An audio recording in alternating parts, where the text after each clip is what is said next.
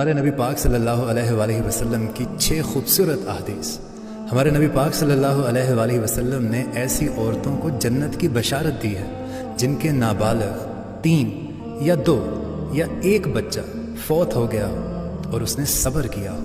آپ نے ارشاد فرمایا کہ جس شخص نے شب جمعہ سورہ داخان کی تلاوت کی وہ بخشا ہوا صبح کرے گا۔ آپ نے ارشاد فرمایا کہ جس شخص نے نماز فجر کے بعد قل هو اللہ احد پوری سورت 10 مرتبہ پڑھی تو اس دن میں اسے کوئی گناہ نہیں پہنچے گا، اگرچہ شیطان کتنی ہی کوشش کیوں نہ کر لے۔ آپ نے فرمایا کہ جو شخص پہلے سلام کرتا ہے وہ غرور سے پاک ہوتا ہے۔ آپ نے ارشاد فرمایا کہ تم جس چیز کو اللہ کے ڈر کی وجہ سے چھوڑو گے تو اللہ تعالیٰ تجھے اس سے بہتر چیز عطا فرمائے گا۔ اور آپ نے ارشاد فرمایا کہ ایک نماز کے بعد دوسری نماز کی ادائیگی کا انتظار کرنا جنت کے خزانوں میں سے ہے۔ سبحان اللہ۔